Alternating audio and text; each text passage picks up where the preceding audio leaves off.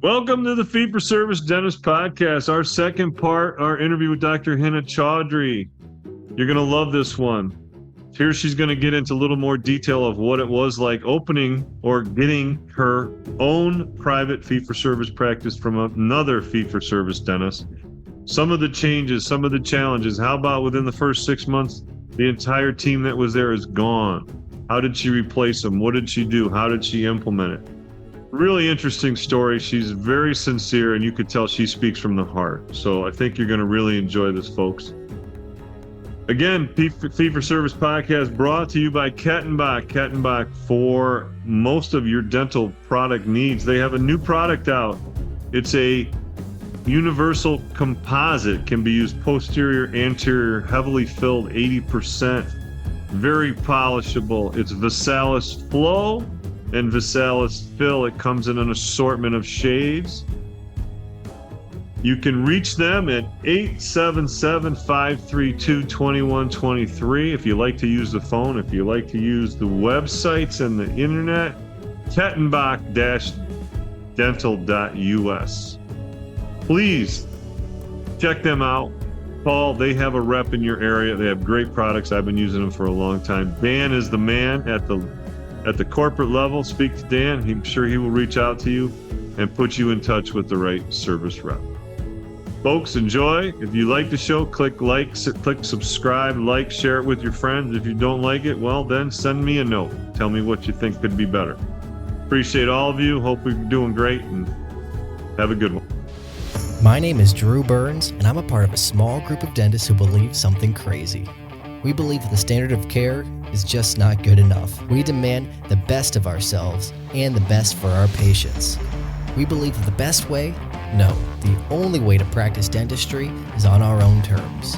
If you ask the dental consultants or the corporate CEOs, they tell you that what we're doing isn't smart, that fee-for-service dentistry is dead, and that the golden age of dentistry is over. Yet, while others focus on profits first, we focus on the patient first. And yet our offices are some of the most profitable in the entire country because we invest in ourselves and we are doing things right. It's our name on the door and it's our reputation on the line. My name is Drew Burns and I am a fee-for-service dentist. This is the Fee-for-Service Dentist Podcast and these are our stories. Welcome to the Fee for Service Dentist Podcast. Today's part 2 of our talk with Dr. Hinna Chaudhry. And I'll just real quick, I'm going to give you the cliff notes of the last conversation. So, wanted to become a dentist at 9, went in an accelerated program between Rutgers, UMD, and NJ, did a GPR, which changed her mind from going to periodontics to into general dentistry and being, I'm going to call her a super dentist. So she does all kinds of procedures and all kinds of things. And we have established that she is a high achiever, overachiever. I don't want to say overachiever, but definitely a very high achiever. So if you say you can't do it, she's going to do it. Okay. She went into various associateships. She started in a DSO. She went into a PPO. She went into a really low PPO where they wanted her to reuse triangles. Just let that sink in for a second. Okay. And she found herself in the Westchester, New York area and a little bit in Connecticut where she thought she had a great situation. They had a partnership arrangement and that started to fall through. So where we kind of left it off was she had decided and she had looked at, her father has passed and her beloved dog had passed within a month of each other. So she took 2 major life setbacks and it did nothing to deter, if nothing else, it moved her on to doing the next thing. And as she described, she said she had a vision, a dream, and her father put her hand on her head and told her, it's time to do this. What's stopping you? And I don't know why anybody would use the word stop with you, because you're in motion, baby. And it's like Newton's first law. When something's in motion, it's easy to keep it in motion. So let's get back to the conversation as far as the associateship goes. Now, your partnership was fading fast. Now, when you dissolved it, You just left. Was there any payment to you for your quote sweat equity percentages? The future of fee-for-service dentistry is based in membership patients. If you need help starting your membership plan, or if your plan is too big for your team to manage, visit dentalmembershipdirect.com to set up your free membership growth solution demo with our team. No. So it was one of those things where my attorney is, the reason I'm very lucky I found my attorney is that he is a pit bull, but he understands when you should fight and when you should just say, you know what, it's not worth it, cut your losses and step back. And this was one of those situations where there was, I can't remember exactly what, but there's something maybe about the money I was owed that I didn't get in the partnership or something of that sort, where he said, you know, if you want to go after her for X, Y, and Z, he's like, we can totally do it. But he's like, honestly, in the big picture, it's $10,000. Is it really going to make or break you at where you are right now? Do you really want to go through the headaches of litigation, of trials and contracts, X, Y, and Z? And looking at the big picture. $10,000 you said was the disputed amount? Oh yeah, that's 10,000. That's you paid that for your education. Okay, keep going. Mm-hmm. So at that point, I said, honestly, no, I just want this to be behind me. I don't want to deal with her. I don't want to talk to her. I don't want to do anything that regards to her again. So that's kind of how we ended. And I ended it well, because when I did my 30 days notice, at that point, again, no one knew I had purchased the practice. It was still very hush-hush. So I got my 30-day notice in the letter form saying that you've been dishonest with me. I was owed this amount of money. I was promised this in the partnership. Nothing was delivered. So for that reason, I wanted to dissolve our relationship.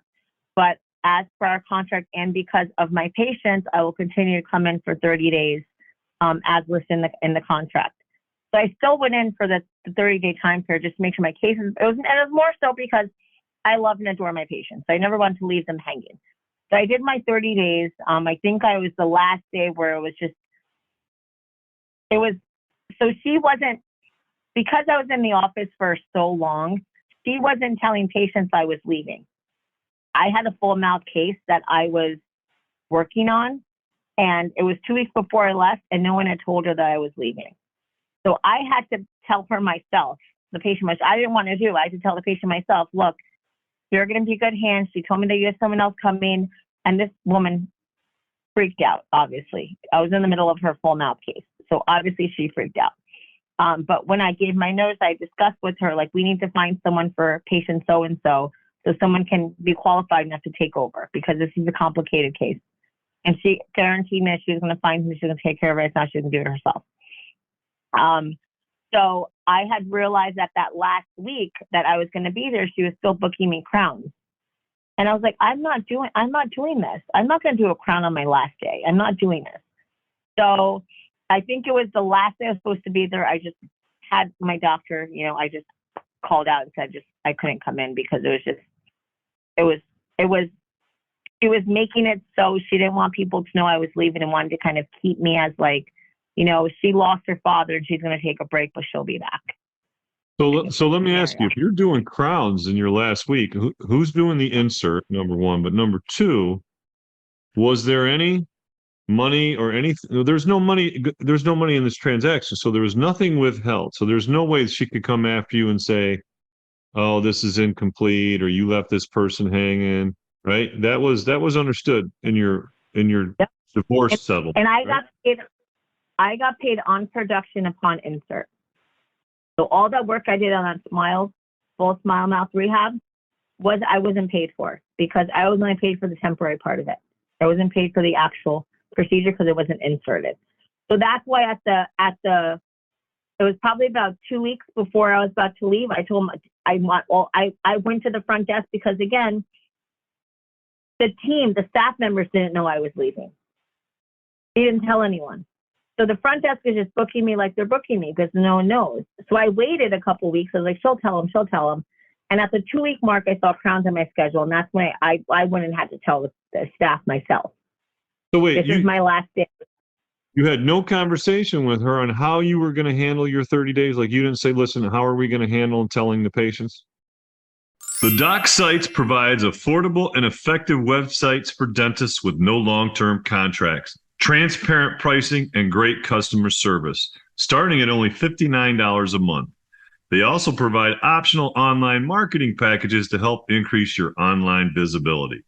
For special offers, including up to 25% off your website setup, text fee for service to 818-489-9823.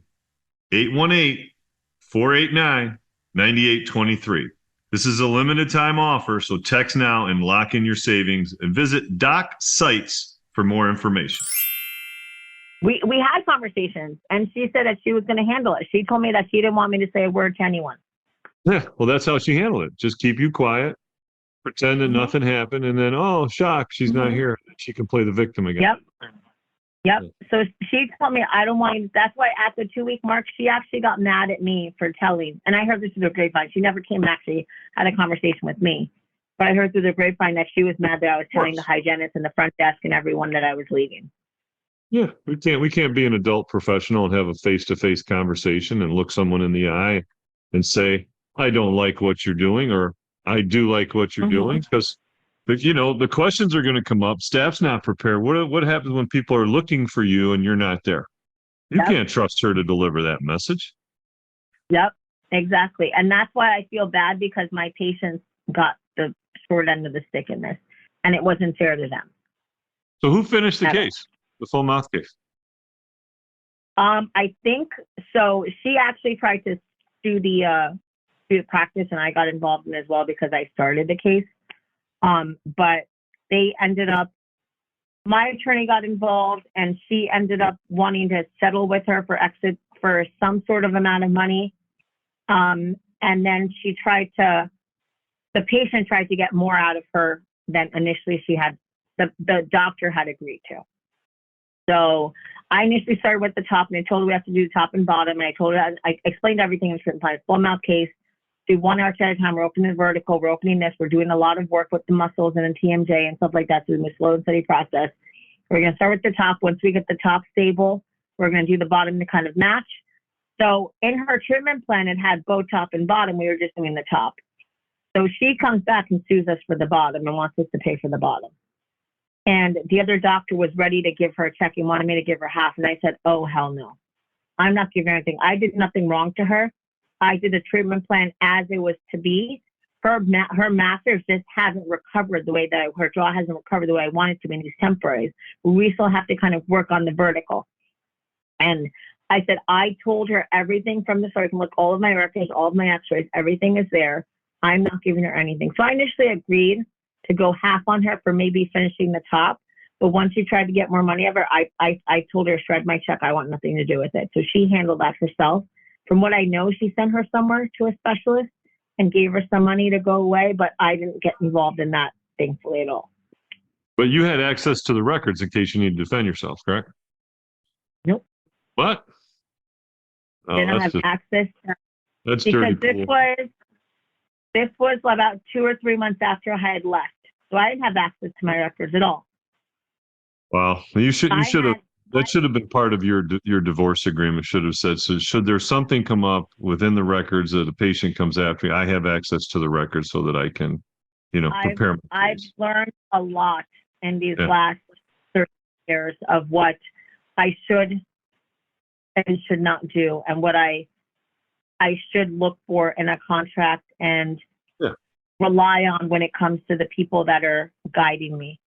But your attorney, he's got to point that out. That's you're exposed. That's your exposure. His job is to limit your exposure or cover your exposure so that you can defend yourself if need be.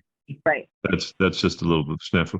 Okay, so you have now divorced. You started your own. What was your vision of the practice? Well, first of all, what was the practice that you bought? Why did you fall in love with it? What was it all about? So it's funny because when I started talking to my broker back in June 2020, I told him what I was looking for. I told him, I want an office that I can call home. And I've always felt I have a couple houses. I'm into real estate, And every time I find a house, it's kind of like, I think of Say Yes to the Dress. Is you walk in, you know. It's like, you know. And every single time I bought a house, it's true.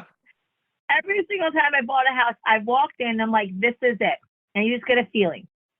So that feeling is what I was looking for an office. So you're playing your cards right out. You're playing your cards open face. Everybody sees them. Wow, I love it. Okay. You're paying full price. So I told him that I wanted an up-to-date practice. It had to be out of this location. I wanted, I didn't want to have to do a ton of work. I didn't want to have to do a ton of renovations or anything of that sort. Thank you. So he sent me.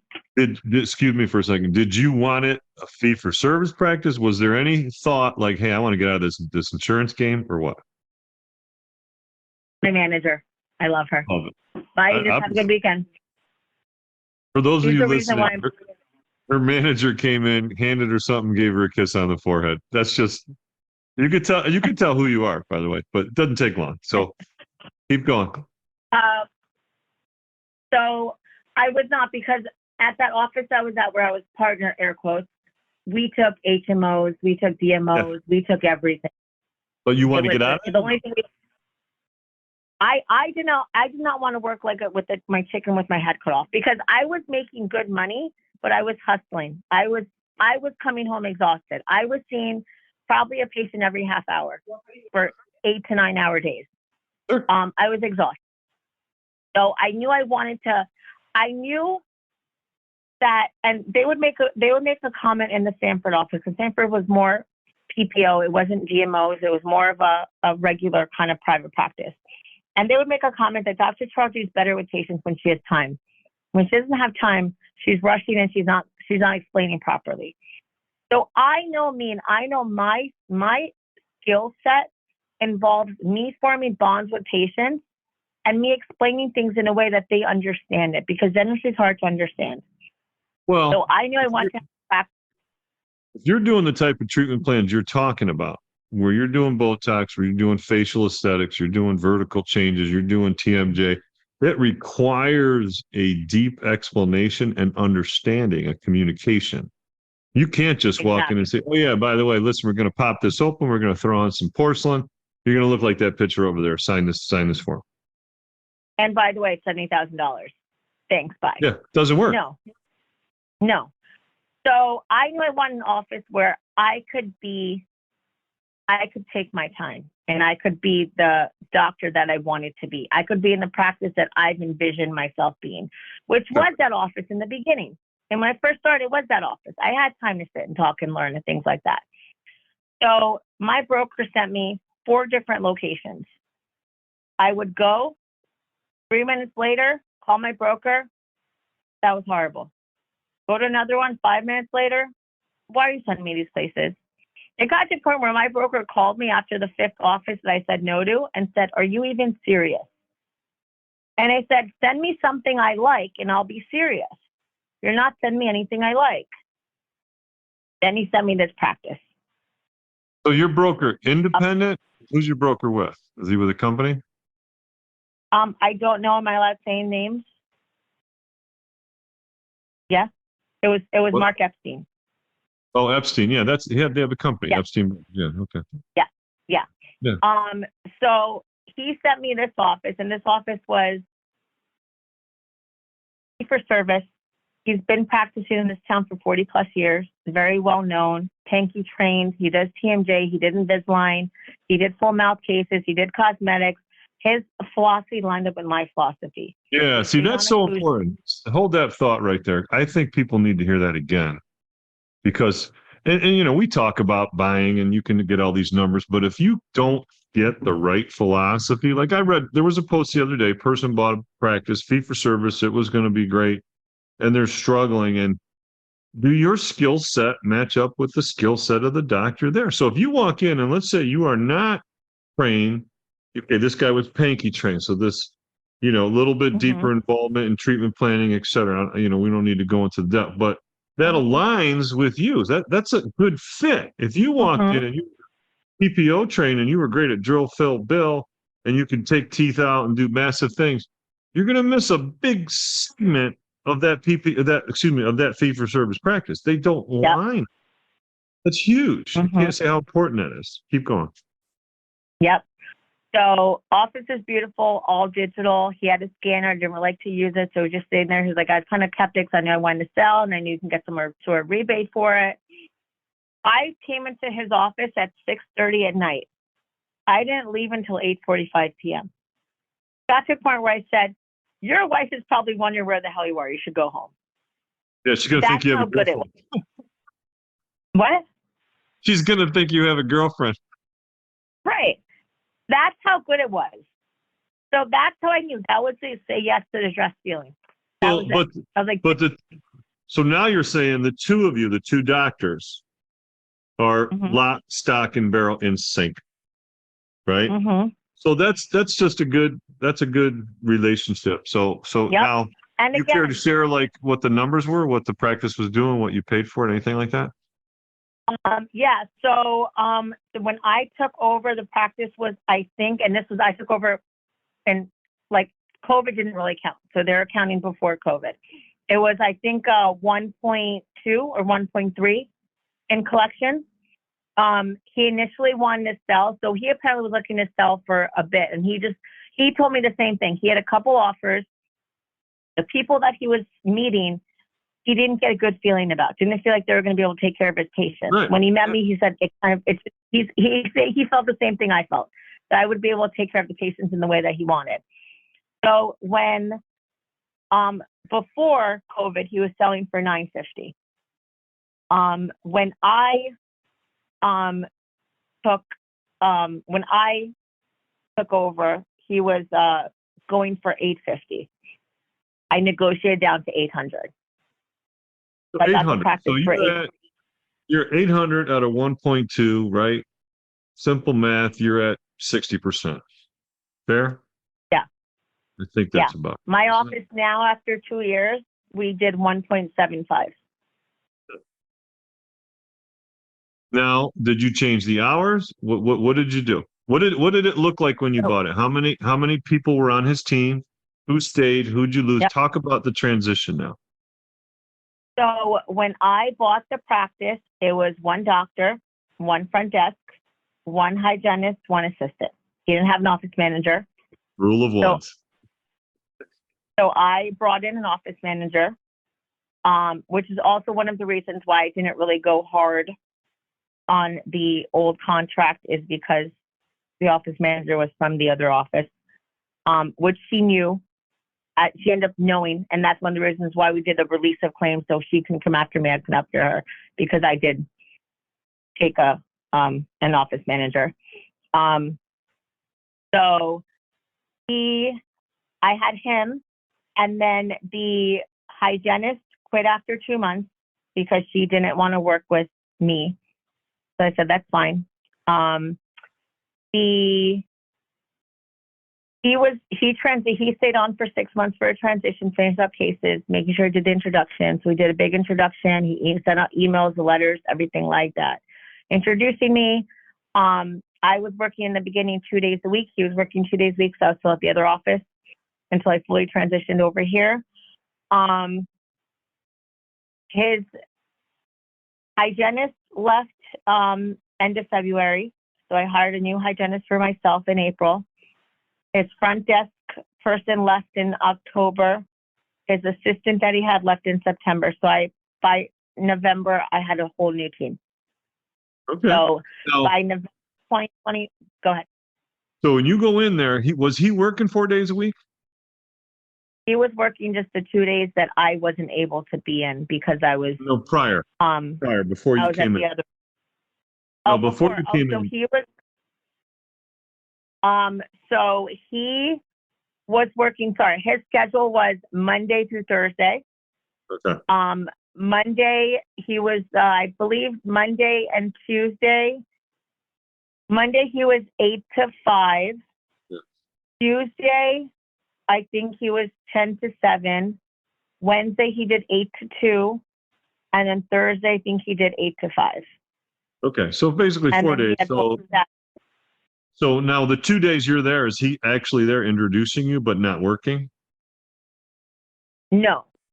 So what I did was I changed the hours when I took over to Monday, Wednesday, 8 to 5, Tuesday, Thursday, 10 to 7. So we had 2 early days and 2 late days. Mhm. So he was working the Monday. Actually, no, you know what? I'm taking that back. He was there full time for, I think, a good month or two, introducing me to everyone, at least 2 months. And then when I fully transitioned over, he was finishing cases on Monday, but he would come in on certain days to make Right. sure that it was an introduction. He was doing a handoff So- for a couple months. So one thing you were asking the team was, hey, you're going to work more hours, right? You were going to add those hours to it, and I can understand how some people say, listen, I'm used to my hours. I could see Yep. how an assistant would want to go, or a hygienist would want to go, or just flat out change, But Yep. the moral of the story is don't be afraid of change. You're going in. The key thing is, to me, is if your philosophies align up, the rest of the stuff is just minor details. They all can work out Yep. because the practice Exactly. is going to prosper and the patients are going to prosper. So, okay. Exactly. Now, when you bought the Exactly. practice, did you finance it? Did you so much down? Did he carry some paper? Is the real estate involved? Tell me a couple specifics there. So the building is rented. So I pay landlord rent monthly. So I took over the lease. No problem taking over the lease? No Because problem it's taking a over new lease. business. The landlord's actually wonderful. I'm actually doing expansion right now where I'm taking over an office next door to make the office bigger, and she's been lovely with the entire process right now. So, repeat what the question was. So you took over the lease. Did you finance it? Did he hold paper? Oh yes, yes.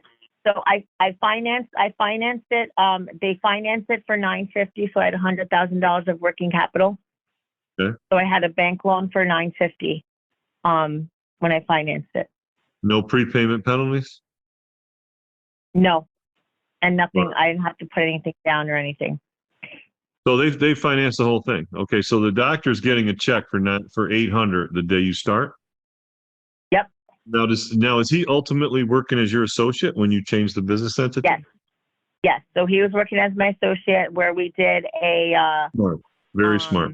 It was a base, and then it was I think it was like a base and a percentage or something like that with cases. But so the days he's introducing you, he's not, quote, technically getting paid unless he's doing something. He's doing that because part of your agreement said, hey, for the first 2 or 3 months, introduce. Now he wanted out, right? He wanted, I'm out of here. Yep. So it was a clean transfer. So that's wonderful. So we financed it, we bought it. Okay. Talk to me then about, that first 6 months is a little tumultuous because you've lost some staff.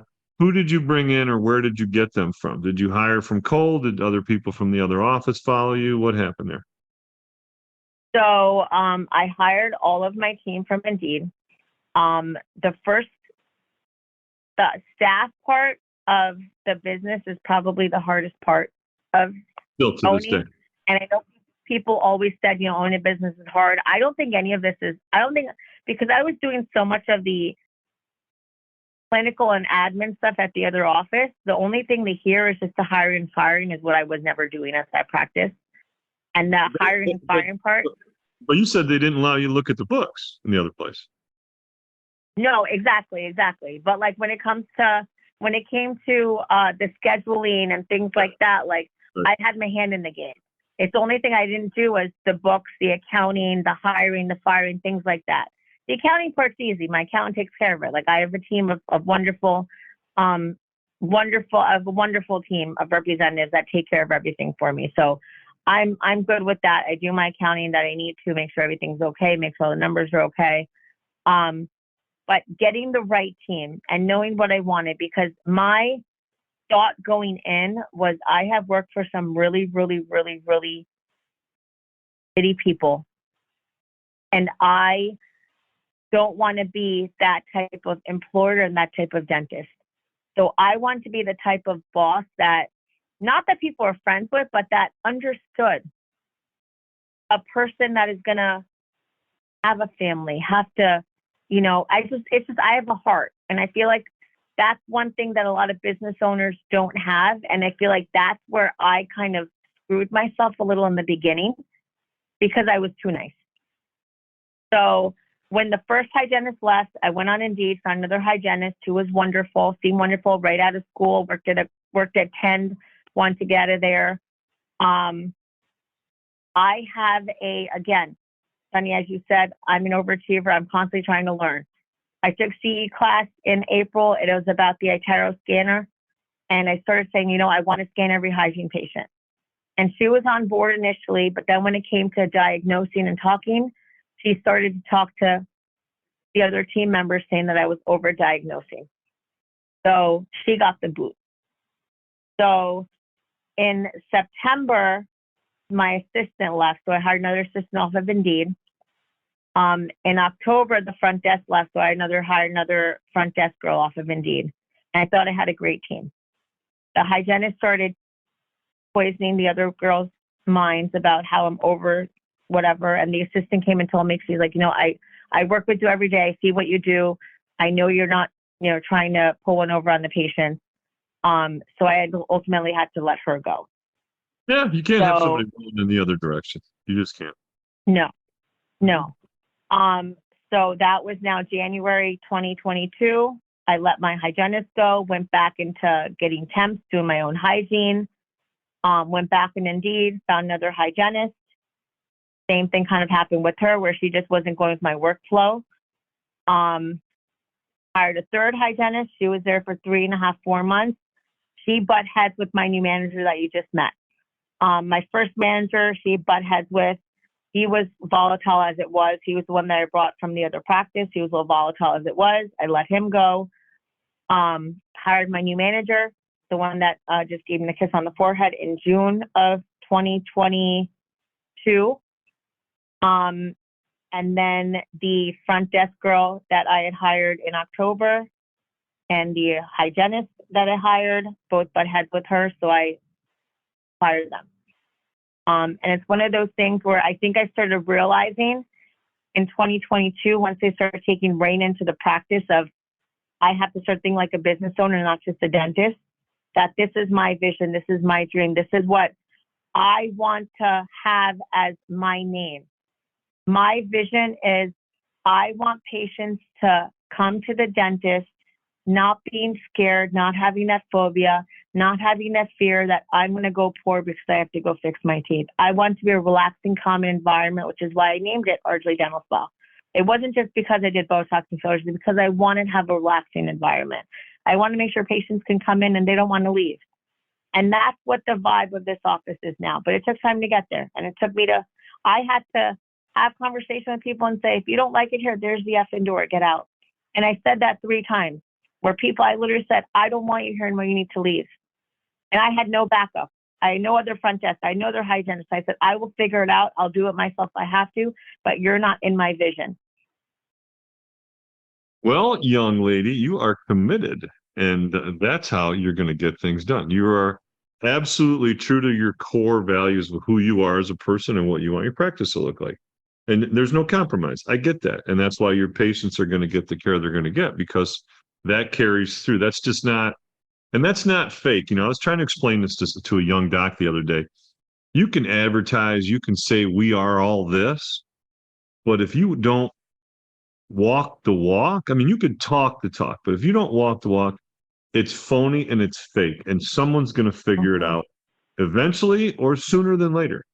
But if it's who you are, if it what defines you, like your core values and your mission and your vision of who you are and who the practice is, that doesn't go away. And then you're going to align yourself with people that are there that share that vision. Now, I have to ask you a really important question, because you've gone like really full circle from pretty much, we'll say, the better part of 10 years, not really having much business experience, to now you got your own business. Did you have any mentors or people along the way that were helping you with some of these things? The only mentors I have my accountant, my attorney. That was pretty much it. So those are like partners, right? They're no, like in partners. business with you, right? Oh yeah, yep.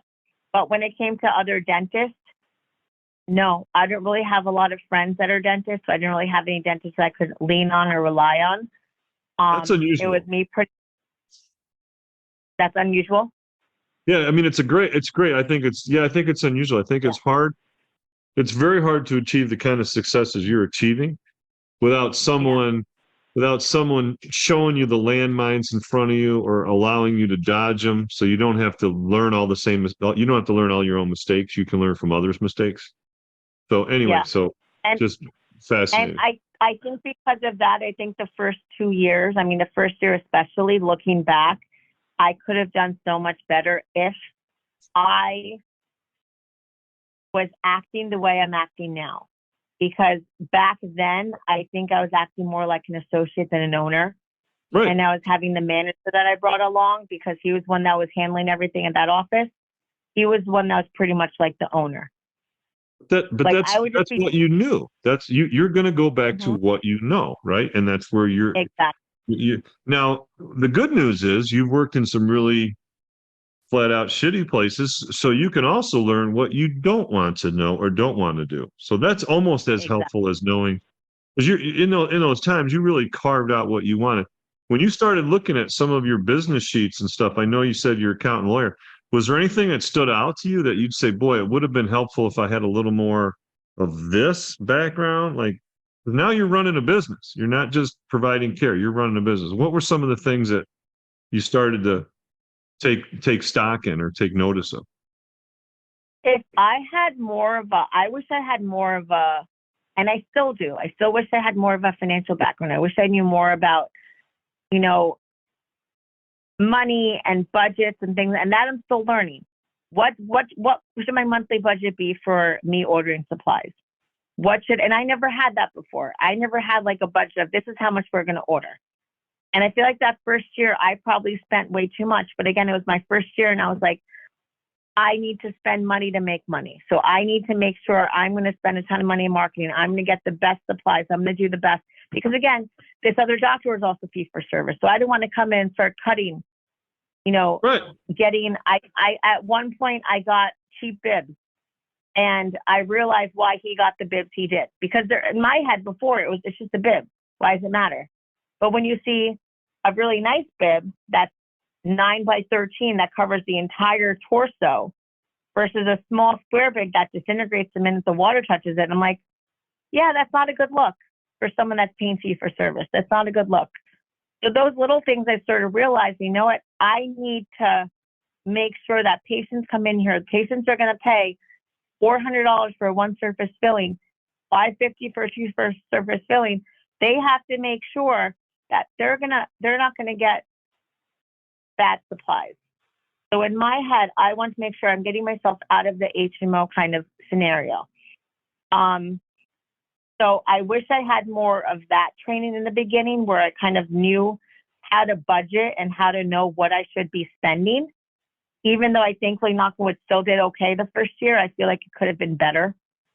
But again, that's something where I made mistakes. I learned from them. At this point now, I think I'm in a better spot than I was 2 years ago. Okay, so your first year, you bought it was a 1.2 practice. What did your first year look like at the end of the year? What were your numbers looking like?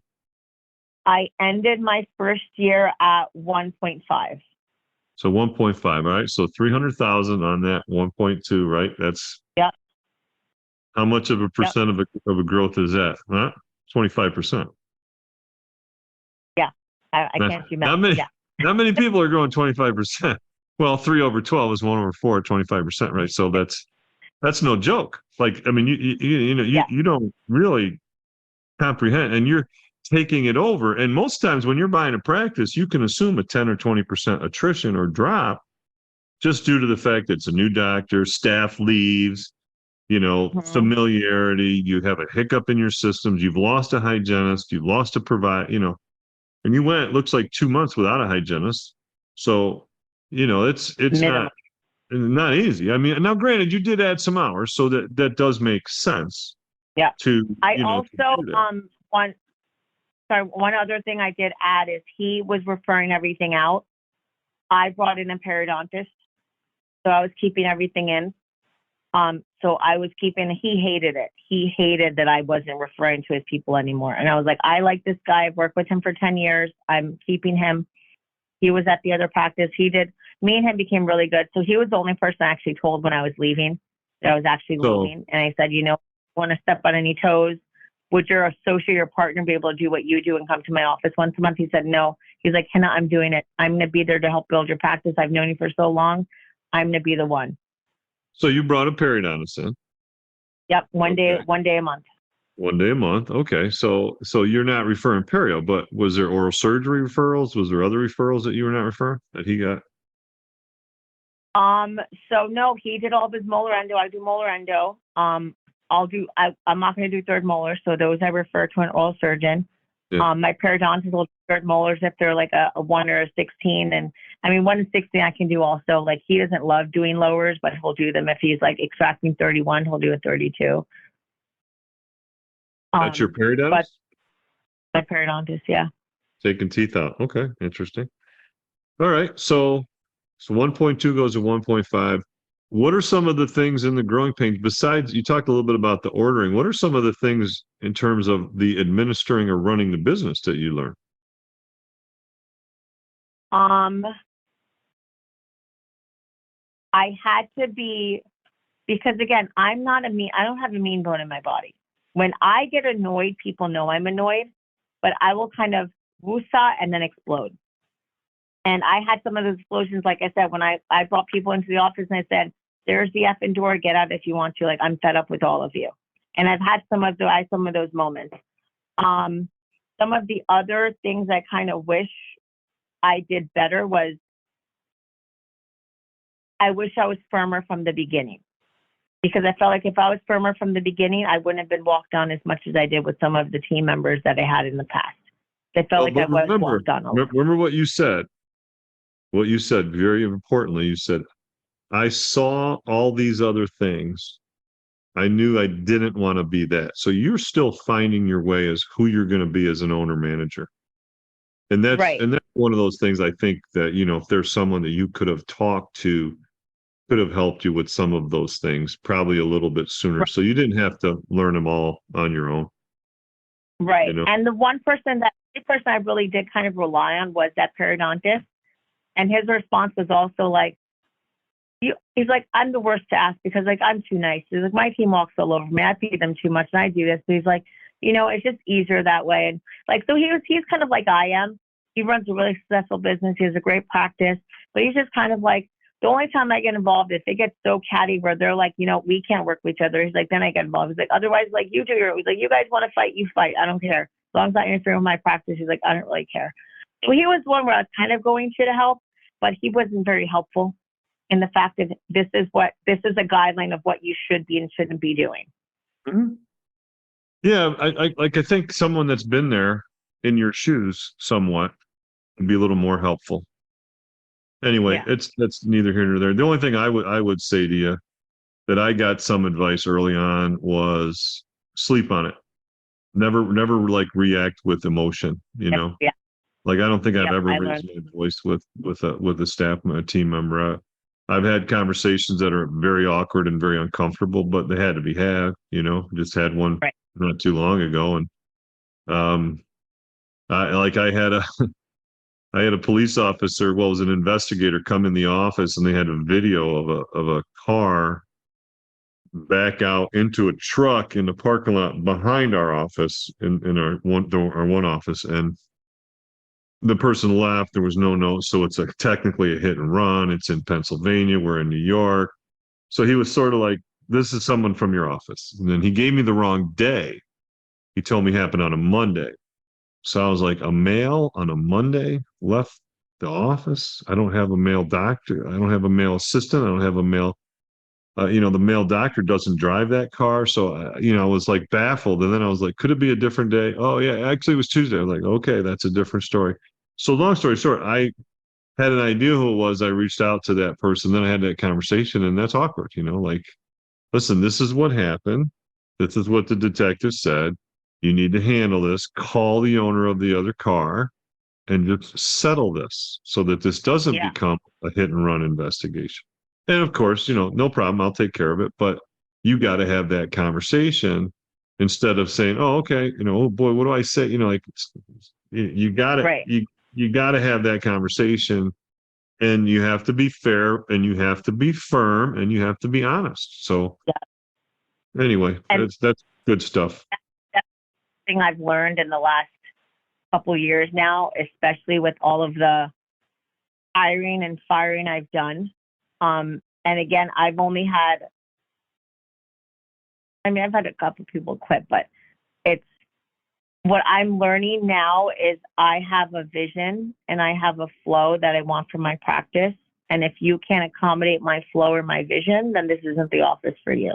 And I'm accepting of that now, where if this isn't where you want to be, and I call it family. If you don't want to be part of this family, I'm not going to force you to be part of the family.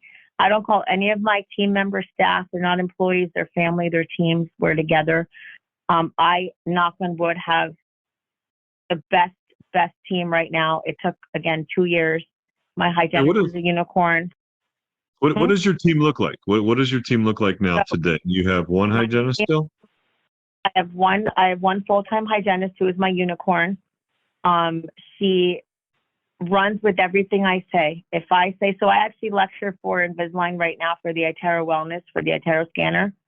And I lecture about my flow and how the reason why my practice, I feel like, has grown the way it has is because I'm using the scanner in an out-of-box way to kind of educate my patients. And every patient comes and gets a scan. The hygienist goes over the patient's mouth. So again, they have a visual. And she's the only hygienist that has taken that under her wing and ran with it. And I walk in and all of a sudden the patient's ready to do 3 crowns in Invisalign just by her talking to them with the scanner. And she's just a unicorn. So she's my main hygienist. I have one full-time assistant. I have one full-time front desk. I have one full-time manager. And now I have a part-time hygienist that's here on Fridays because I hired another associate doctor who is here on Wednesdays, Fridays, and hopefully soon he's probably going to, after I do the expansion, I'll probably be here on Mondays as well when I get 2 more rooms added. Now, is his skill set the same as yours? So I had actually hired another, when you said uncomfortable conversations, I actually had hired another doctor in January who I thought was going to align. She was a little newer grad, so I was like, I'm all about mentoring. I'm all about teaching. I was in your shoes. Her communication skill wasn't where I needed it to be. Patients were leaving with their head spinning, saying that we're trying to be salesy, the opposite of what I wanted to discuss. So I met with this other doctor that his skill set aligns. He's actually going to get Pinky trained right now. So he's taking some Pinky courses. Our philosophies kind of line up. He's interested in the same things. He doesn't do as much Invisalign as I do because he worked for a corporate office as well that had an orthodontist. So he wants to learn, wants me to teach him. He wants skin in the game. He wants the future. He wants something. He wants to reevaluate, the office in a few years and see where we can go. I have a lot more confidence that he's going to get the office into a spot that I want it to get into. So he's going to be here on Wednesdays and Fridays starting next week. So I literally had to have that uncomfortable conversation 2 days ago. Just, again, I had butterflies in my stomach. I had a big knot in my stomach, couldn't eat all day because I knew I had to have this conversation of, it's not you, you're not horrible. It's nothing to do with you. You're a great doctor. It's just not a good fit. Mm-hmm. So now, doing these things, talk about your time, because you are, when you run a practice, you have to do multiple things. You have to wear multiple hats, one of which you have to still be the provider. So you have to be the person driving and you have to have your foot on the gas. Then you have to be the mechanic, right? You have to tinker, you have to toy. How do you manage your time between your clinical and your administrative time? Honestly, I don't sleep. That's not good help for everybody. No.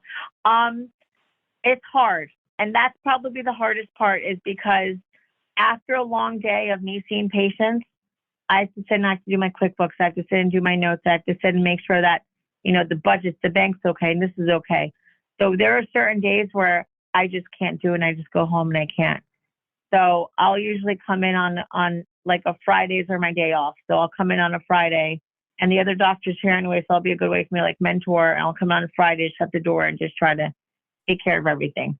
Right now, my working schedule is Monday, Tuesday, and Thursday. So I'm off on Wednesdays. I'm not seeing patients on Wednesdays. I'm not seeing patients on Fridays. And I did that that was my goal with the associate, just because I felt like I was drowning and I was doing too much and it wasn't healthy for me. So I needed help.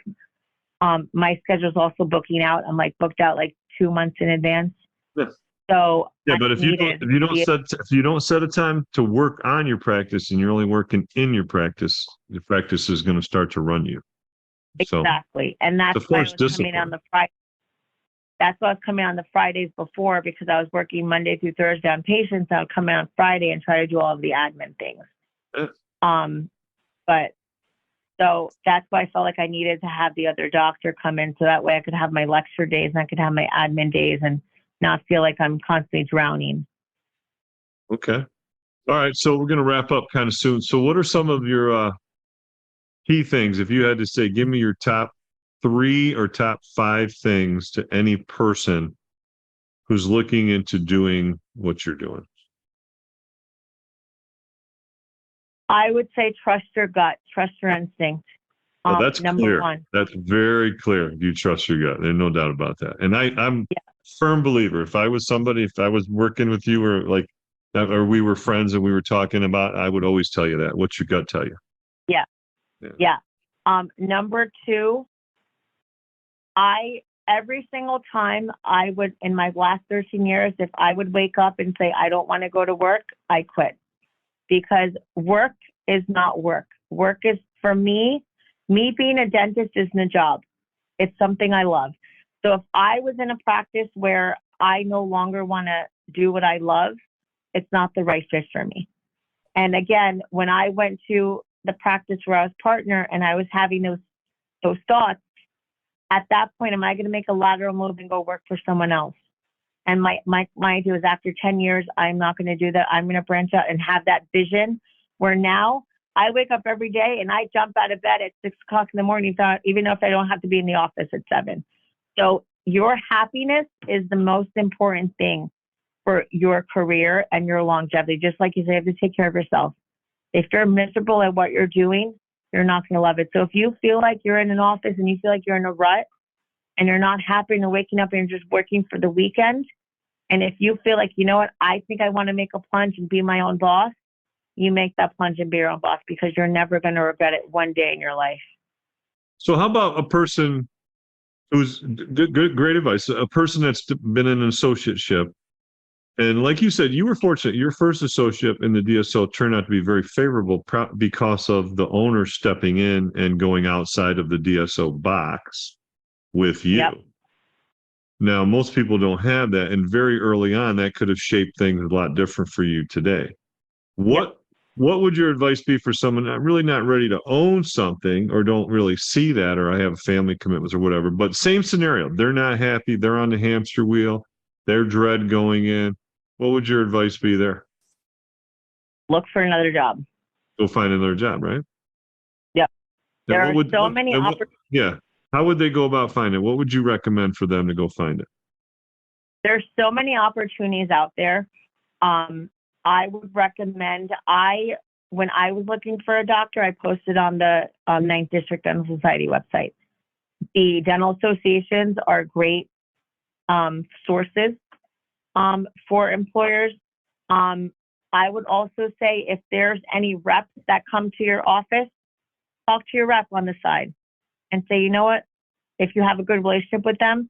I found some of my team members through reps, where I would just talk to rep and say, I'm looking for a hygienist. Do you know anyone? And they're going tons of offices. So they know, oh, there's an office here that's looking for an associate. It might be a good fit. Talk to people. All right.